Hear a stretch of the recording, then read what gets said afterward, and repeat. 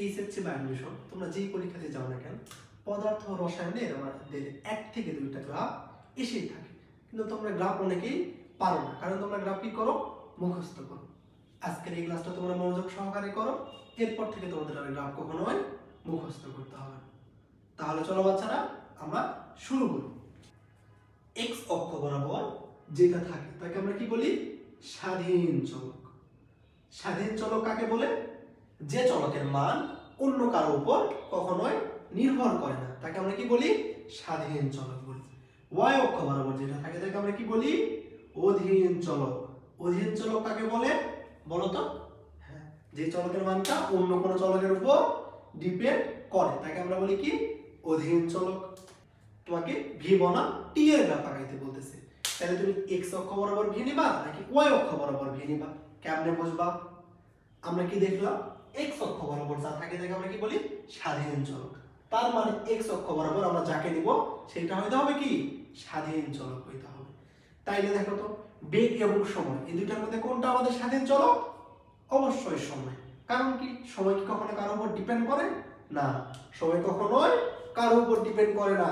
তাইলে আমাদের যদি ভি বনাম টি এর গ্রাফ আঁকাইতে বলে, তাইলে এক্স অক্ষ বরাবর আমাদের নিতে হবে টি, কারণ টি আমাদের স্বাধীন চলক এবং ভি আমাদের কি, অধীন চলক। আচ্ছা বলো তো, ঢাল কাকে বলে? ঢাল কি, দেখো কোন সরল রেখা এক্স অক্ষের ধনাত্মক দিকের সাথে যে কোণ উৎপন্ন করে তার ট্যানজেন্ট মানকে আমরা কি বলি, ঢাল বলি। তাহলে ঢাল কি, এই সরল রেখা এক্স অক্ষের ধনাত্মক দিকের সাথে যে কোণ উৎপন্ন করতেছে তার ট্যানজেন্ট মানকে আমরা বলি ঢাল। তাহলে ঢাল এম সমান আমরা লিখতে পারি কি, ট্যান থিটা। দেখো তো, ট্যান থিটা সমান আমরা কি জানি, লম্ব বাই ভূমি, তাই না? এইখানে দেখো তো, লম্ব আমাদেরকে y এবং ভূমিকে x, তাহলে এখানে আমরা কি লিখতে পারবো, del y by del x। তার মানে ঢাল সমান আমরা লিখতে পারবো কোটি দৈর্ঘ্য পরিবর্তন ডিভাইডেড বাই ভুজ দৈর্ঘ্য পরিবর্তন। আবার দেখো তো, ঢালের মান আমাদের পজিটিভও হইতে পারে আবার নেগেটিভও হইতে পারে। ঢালের মান পজিটিভ কখন হবে, যখন এই থিটার মানটা আমাদের 90 এর চেয়ে ছোট হবে, তখন ঢালের মান আমাদের কি হবে, পজিটিভ হবে। আর যখন এই থিটার মানটা আমাদের 90 এর চেয়ে কি হবে, বড় হবে, তখন ঢাল আমাদের কি, নেগেটিভ। আচ্ছা দেখো তো, সরল রেখাটা কেমন হইলে আমাদের থিটার মানটা 90 এর চেয়ে বড় হবে? সরল রেখাটা যদি ঠিক এমন হয়, সরল রেখাটা যদি এমন হয়, তাহলে দেখো তো এই কোণের পরিমাণটা কি হচ্ছে, 90 এর চেয়ে বড় না? হ্যাঁ, এই কোণটা আমাদের 90 এর চেয়ে বড়। তাহলে আমাদের সরল রেখা যদি এমন হয়, তাহলে আমাদের ঢাল সেটার কি হয়, নেগেটিভ। পদার্থ রসায়নে গ্রাফ পাওয়ার জন্য আমরা মূলত 3টা ইকুয়েশনের যদি গ্রাফ বুঝি, তাইলে পৃথিবীর সকল ধরনের গ্রাফ আমরা করতে পারবো। তাইলে চলো আমরা শুরু করি টাইপ 1। টাইপ 1 এ আমরা দেখব সরল রেখার গ্রাফ। দেখো তো, সরল রেখার বেসিক ইকুয়েশন আমাদের হচ্ছে y mx প্লাস c। সরল রেখার বেসিক ইকুয়েশন আমাদের কি, y mx প্লাস c। একটা সমীকরণ দেখে বুঝবা কেমনে যে এইটা সরলরেখার সমীকরণ নাকি বৃত্তের সমীকরণ নাকি পরাবৃত্তের সমীকরণ। একটা ইকুয়েশন দেখে আমরা তখনই বুঝবো এটা একটা সরল রেখা যখন সেই ইকুয়েশনে x এর পাওয়ার এবং y এর পাওয়ার আমাদের 1 হবে। তার মানে কি, কোন সরল রেখার ইকুয়েশন হইতে হইলে সেটা x এর পাওয়ার এবং y এর পাওয়ার আমাদের অবশ্যই 1 হইতে হবে। তাহলে দেখো তো, এটা x এর পাওয়ার 1 y এর পাওয়ার 1, তার মানে এখান থেকে বুঝতেছি এটা একটা কিসের ইকুয়েশন হবে, সরল রেখার ইকুয়েশন হবে। এখানে এমটা আমাদের কি, ঢাল, আর সিটা কি আমাদের y অক্ষের ছেদাংশের পরিমাণ, সি আমাদের কি y অক্ষের ছেদাংশের পরিমাণ। মানে এই সরল রেখাটা y অক্ষে কতটুকু ছেদ করবে সেটা আমাদের c এর মান। এটা যদি x অক্ষ হয়, এটা যদি y অক্ষ হয়, দেখো তো এখানে c এর মানটা কি পজিটিভ না? তাহলে এই সরল রেখাটা y অক্ষে কোন দিকে আমাদের ছেদ করবে, y এর ধনাত্মক দিকে। তাহলে দেখো তো, এই সরল রেখাটা আমাদের কোন দিকে y অক্ষকে ছেদ করবে, ঠিক y অক্ষের ধনাত্মক দিকে ছেদ করবে, কারণ এখানে ছেদাংশের পরিমাণ আমাদের প্লাস c। এবার যদি তোমাকে বলা হয় মূল বিন্দুগামী সরল রেখার সমীকরণ, দেখো মূল বিন্দুগামী সরল রেখা কেমন হয়, y mx, এখানে c এর মানটা কি শূন্য। মূল বিন্দু হবে মানে কি, এই সরলরেখাটা আমাদের মূল বিন্দুতে যাবে, এটা y অক্ষকে কোনো পরিমাণে ছেদ করবে না। তাহলে দেখো তো এটা সমীকরণ কেমন হবে। এখন যদি তোমাকে বলা হয় y mx c, এইটার সমীকরণ কেমন হবে। এখানে দেখো তো আমাদের ছেদাংশের পরিমাণ কত, -c না, তার মানে কি সমীকরণটা আমাকে কি করবে, y অক্ষকে ঋণাত্মক দিকে ছেদ করবে। এখানে আমাদের ছেদাংশের পরিমাণ কত, -c, তার মানে এই সমীকরণটা আমাকে কোন দিকে ছেদ করবে, y অক্ষে ঋণাত্মক দিকে ছেদ করবে। আচ্ছা, এবার যদি তোমাকে বলা হয় y mx c, এই সমীকরণের গ্রাফটা কেমন হবে।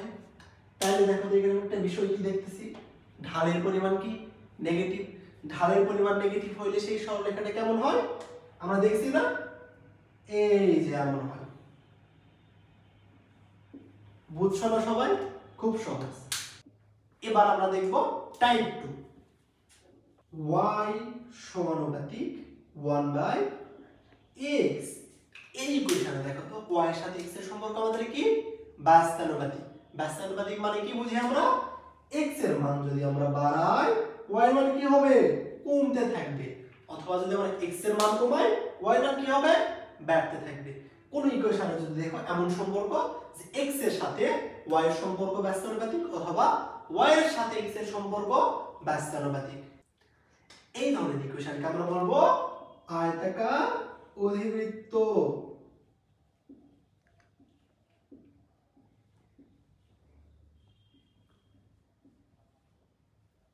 তাহলে দেখো তো এটার গ্রাফ কেমন হবে। আমরা যদি x এর মান বাড়াই y এর মান কি হবে, কমতে থাকবে। x এর মান বাড়ালে y এর মান কমতে থাকবে, এমন যদি হয় সেই ধরনের গ্রাফকে আমরা বলি আয়তাকার অধিবৃত্ত। এবার আমরা দেখব টাইপ 3।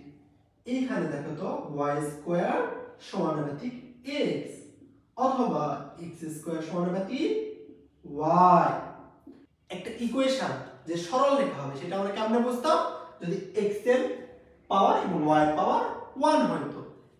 এবং একটা ইকুয়েশন যে আয়তাকার অধিবৃত্ত হবে সেটা আমরা কেমনে বুঝবো, যদি সেইখানে দেখি x এর সাথে y এর সম্পর্ক কি, ব্যস্তানুপাতিক।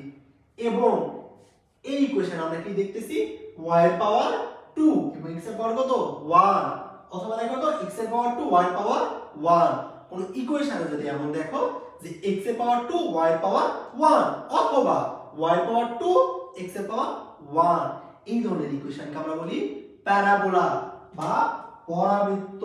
কি বলি, পরাবৃত্ত।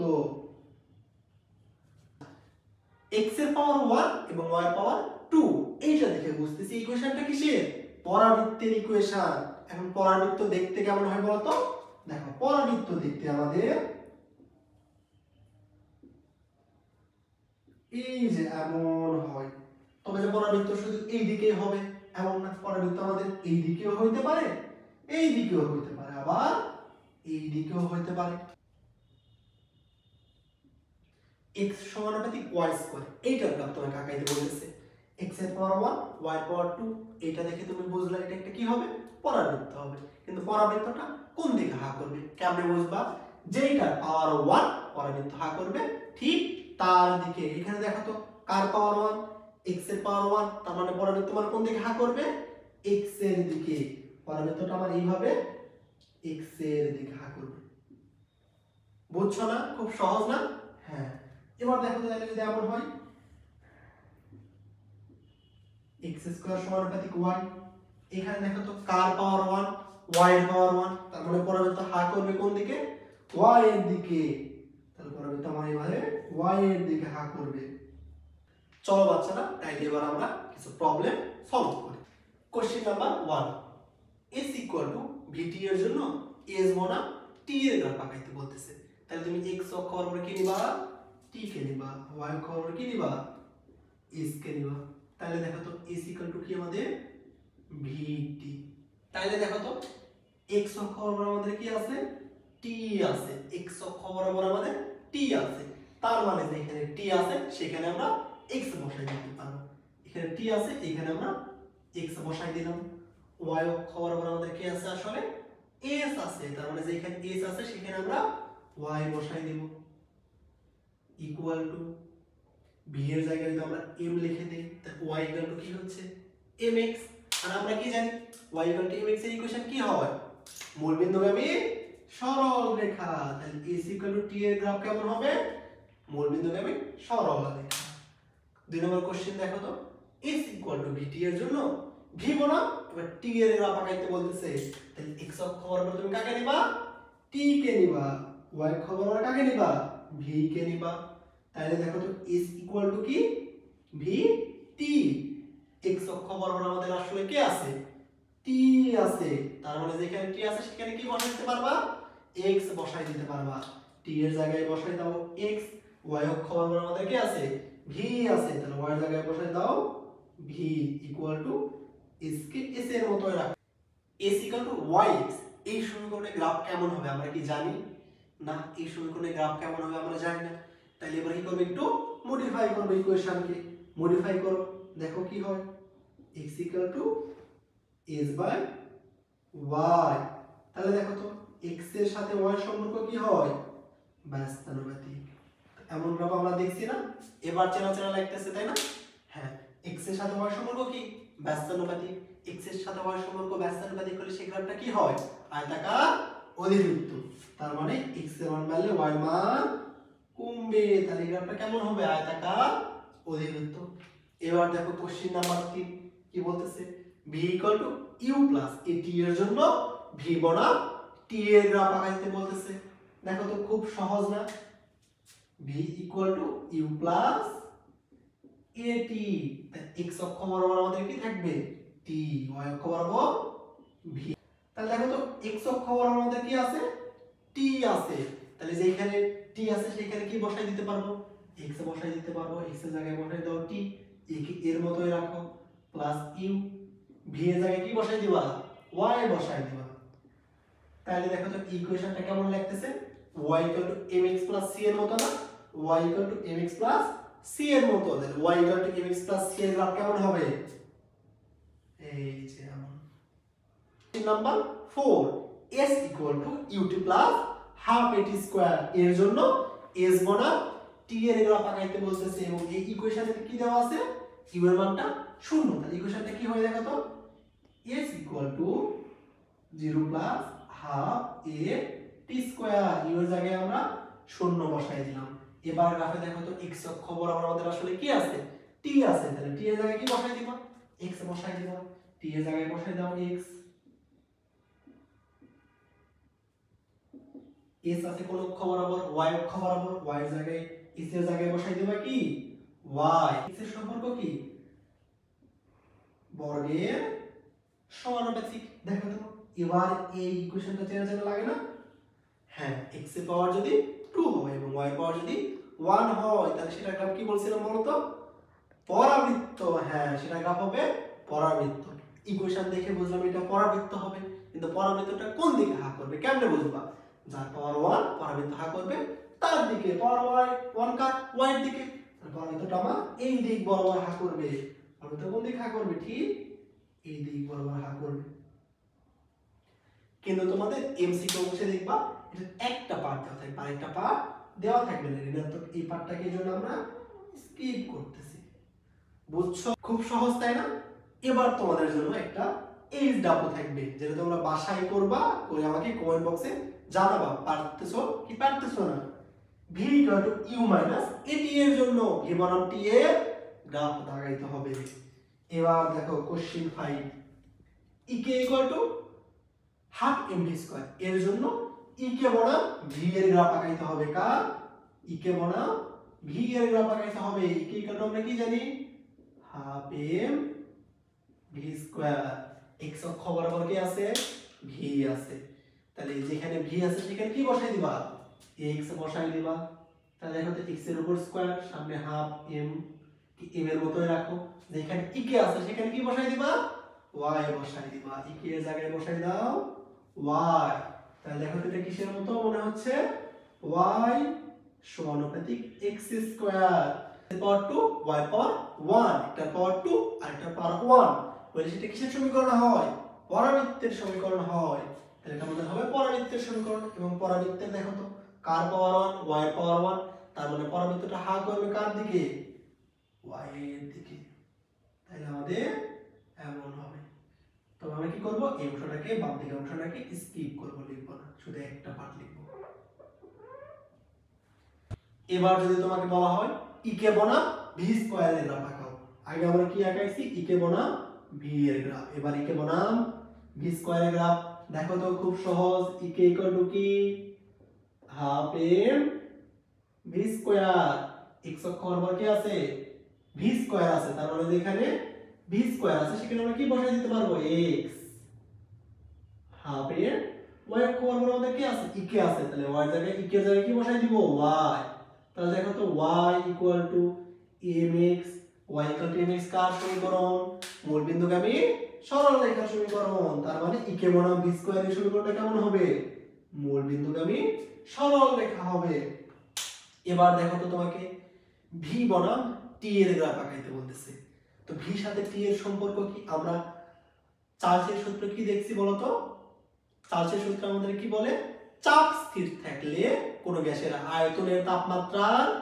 সমানুপাতিক তার মানে স্থির চাপে আয়তন তাপমাত্রা সমানুপাতিক হবে তাহলে দেখো তো x অক্ষ বরাবর কি আছে আমাদের t আছে যেখানে t সেখানে বসাই দাও x সমানুপাতিক যেখানে v সেখানে বসাই দিবা কি y সমানুপাতিক x মানে y ইকুয়াল কিসের মতো mx এর মতো y ইকুয়াল টু mx কি হবে মূল বিন্দুগামী সরল রেখা এবার দেখো তোমাকে যদি বলা হয় v বনাম 1/t এর গ্রাফ আঁকাও আমরা সূত্র কি জানি v সমানুপাতিক t x এর জায়গায় কি আছে 1/t x এর জায়গায় কি আছে 1/t তার মানে x ইকুয়াল টু আমরা কি লিখতে পারবো 1/t তাহলে t ইকুয়াল টু কি লিখতে পারবো বলো তো 1/x তাই না হ্যাঁ তার মানে যেখানে t আছে সেখানে আমরা কি বসাই দিব 1/x বসাই দিব t এর জায়গায় বসাই দাও 1/x y অক্ষ বরাবর আছে v v এর জায়গায় বসাই দাও y এর সাথে x এর সম্পর্ক কি বলতো